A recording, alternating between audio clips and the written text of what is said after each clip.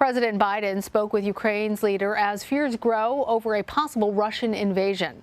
Mr. Biden has pledged full support to the nation and vowed consequences for Russia in the event of an escalation. CBS News senior White House correspondent Weijia Jiang reports. In a one-hour phone call this afternoon, President Biden reiterated to Ukrainian President Volodymyr Zelensky that the U.S. and NATO allies will offer support if Russia invades. Nearly 100,000 Russian troops have already flooded the border. Ukrainian military officials reportedly warned that they are not equipped to deal with a full-scale attack without the help of Western forces. And experts predicted that the Russians could wipe out the Ukrainian army in under 1 hour. On Wednesday, the president ruled out sending in U.S. troops. That is not on the table. Zelensky has said his country needs more help. On top of the 88 tons of ammunition and anti-tank missiles that the U.S. supplied earlier this year, there are also 150 American military advisors in Ukraine. President Biden warned Vladimir Putin on Tuesday that there would be severe consequences if Russia invades. I am absolutely confident he got the message. Today, he also spoke with the leaders of 9 countries on NATO's eastern flank, uneasy about the instability in the region. Our objective is to make clear the significant and severe economic consequences if Russia were to invade Ukraine. And Weijia joins me now with more from the White House. Hey there, Weijia. So what was President Biden's main goal from this call with Ukrainian President Zelensky?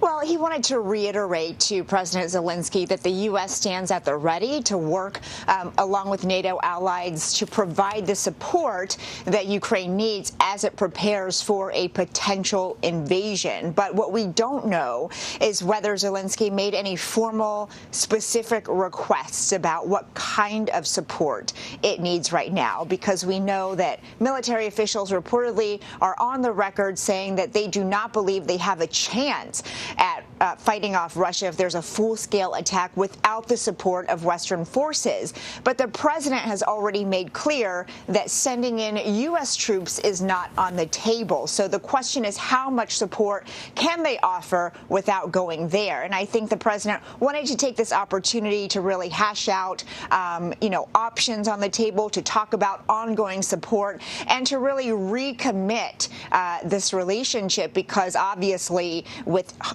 tens of thousands of Russian troops already flooding the border, Ukraine right now is in a vulnerable spot. Right. And so given that the president said that he would not send U.S. troops to help defend Ukraine against Russia in the event of an invasion, tell us, what other ways is the U.S. offering to help? And Weijia, why is that option completely off the table? Does it seem premature? No, I think that the president has made clear, and we saw this in Afghanistan, that he does not believe it is, within the best interest of the U.S. to get tangled up in foreign conflicts and to nation build, as he says, as he has said in the past many, many times. So I think unilateral support would be out of the question. But of course, there is this other question of what NATO can do together, because he has said it is in the moral obligation of that alliance to make sure they are there to support Ukraine. But the U.S. is already providing a military support package to Ukraine. We're talking, $400 million that the press secretary just mentioned today. We know that earlier this year they sent 88 tons of ammunition along with tanks. So there is already a supply of weaponry, but the question is whether that's enough. And it seems that the message from Ukraine right now is that it's not.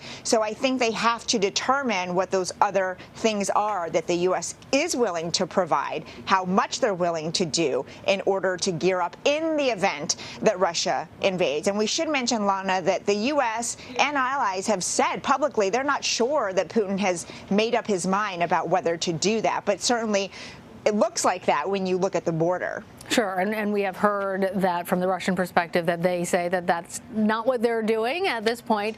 But we have heard President Biden threaten serious consequences for Russia if there is a military escalation in Ukraine. How has the Kremlin actually responded to threats like this? Well, this one in particular, and threats like this in the past?